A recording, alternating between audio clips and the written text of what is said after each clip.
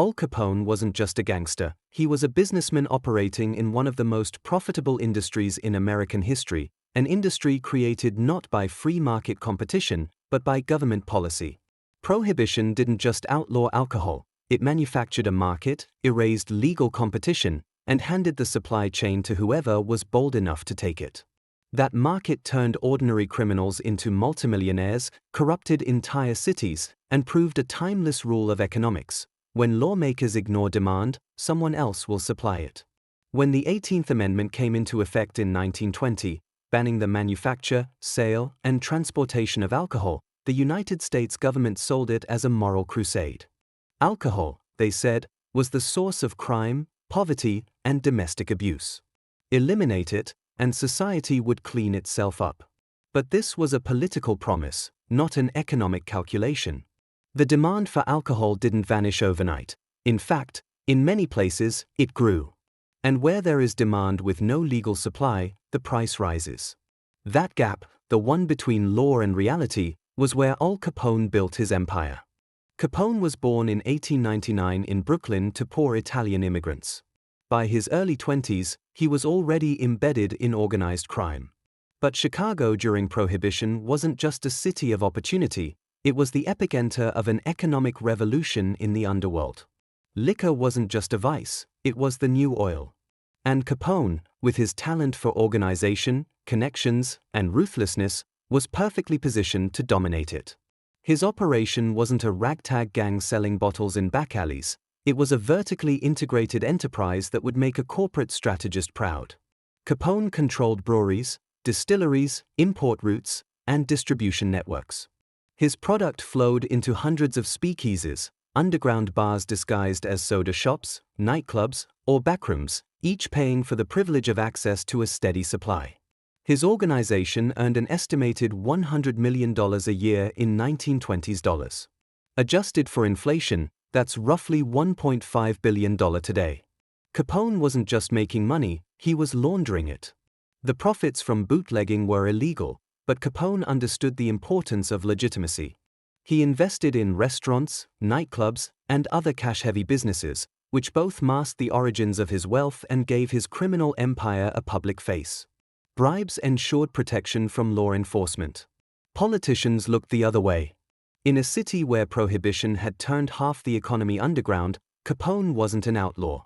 He was an employer, a patron, and in some circles, a local hero. The key to his success wasn't just violence, though he used it when necessary, but management of risk.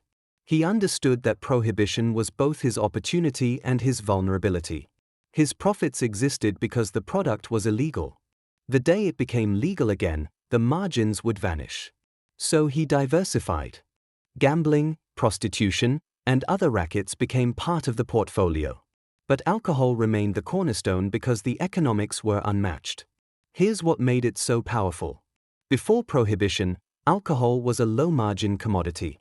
Beer was cheap, wine was accessible, and whiskey was affordable. But once outlawed, every risk in the supply chain added a markup. Bribes for police, payments to drivers, fees to middlemen. The price of liquor skyrocketed. The consumers still paid. Demand wasn't elastic. Alcohol was woven into social life, culture, and tradition. And the people willing to meet that demand controlled a product with government-created scarcity. Capone saw what lawmakers didn't. Prohibition wasn't stopping crime. It was industrializing it. Capone's empire worked because it was designed like a corporation, only without the limitations of legality. His business model had all the elements of a modern enterprise. Vertical integration, market control, supply chain security, brand reputation, and an unbeatable distribution network. And the economics were extraordinary because the market was artificially constrained. Every barrel of beer, every bottle of whiskey was a premium product, not because of quality, but because of risk. But Prohibition also created something else, a financial ecosystem of corruption.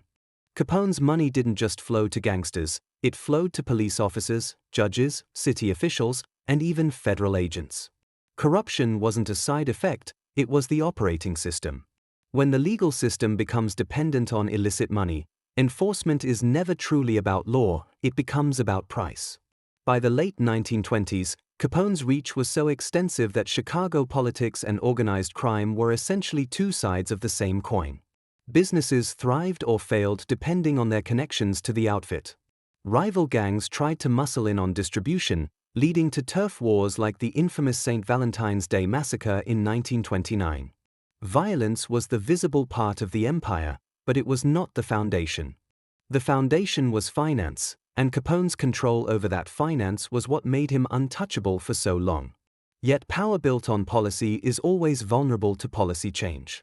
By the early 1930s, public opinion was shifting. The Great Depression had changed the political calculus. Tax revenues from legal alcohol were suddenly far more appealing than the moral arguments for prohibition. And for the federal government, the fact that Capone had become a national symbol of lawlessness made him the perfect target. If they couldn't convict him for bootlegging, his empire was too well insulated, his operations too protected, but they could go after something else: taxes. In 1931, the government convicted Capone of income tax evasion, sentencing him to 11 years in federal prison. His downfall wasn't a dramatic shootout or a rival gang, it was paperwork. By 1933, Prohibition was repealed. The market that had made Capone a billionaire evaporated overnight. Legal breweries and distilleries returned, prices normalized, the liquor trade went from a black market monopoly to a regulated industry. And just like that, one of the largest criminal economies in American history became taxable revenue. But here's the lesson: Prohibition didn't fail because crime was too strong. It failed because the economics were too powerful. Demand didn't care about the law. Supply adapted. The profits were too large to suppress. Fast forward to today, and the mechanics haven't changed. Look at cannabis legalization. For decades, marijuana was a multi-billion-dollar underground market. Enforcement never eliminated it. It simply funneled money into the hands of those willing to take the risk. Now, as legalization spreads, the profits shift to corporations, taxes flow to governments, and the market consolidates. The economics are identical to prohibition. Only the product is different. Or look at cryptocurrency. For years, it existed in a regulatory gray zone outside traditional finance. It attracted early adopters, risk takers, and opportunists. Enforcement agencies were behind the curve. Profits were massive. But as regulation closes in, the industry is consolidating, institutional players are moving in, and the wild margins of the early days are shrinking. The same dynamic is visible in industries shaped by sanctions, energy policy, and environmental regulation. And when governments restrict or control supply, they don't erase markets, they redirect them. Someone always steps in to fill the gap, whether it's oil under sanctions, rare earth metals under export controls, or carbon credits under environmental regulation. The profit lies in understanding the gap between law and demand. That's the real takeaway from Capone's story. It's not about crime. It's about the intersection of law, money, and opportunity. Capone's key to success was built on spotting a structural inefficiency, a market artificially constrained by policy, and exploiting it. You don't have to run a criminal empire to understand that these inefficiencies still exist. They're everywhere. And the people who spot them early, legally or otherwise, are the ones who profit. So what's the modern financial lesson? First, markets are never purely free. They are shaped by policy, regulation, and enforcement. When those shift, money moves. Understanding those shifts is a form of financial education. Second, scarcity creates opportunity. Whether that scarcity is natural or artificial, it changes price, demand, and profit margins. Recognizing artificial scarcity, created by law, by licensing, by regulation, is how smart players position themselves ahead of the curve. Third, policy-driven markets have built-in volatility. Just as prohibition ended overnight, so can today's profitable restrictions. If your wealth depends entirely on a legal gap, that wealth is temporary. Diversification is survival. Capone's empire rose because he understood his environment better than almost anyone else. It fell because the environment changed and he couldn't adapt fast enough. The same is true for every investor, entrepreneur, and policymaker today. Prohibition ended, Capone went to prison, but the cycle of policy, scarcity, and profit never stopped. It's still running in cannabis, in crypto, in commodities, in every sector where demand outpaces legal supply. History doesn't repeat, but if you don't understand it, it'll crush you all the same. If this gave you a new perspective, hit subscribe. History has the answers. I'll show you where to look.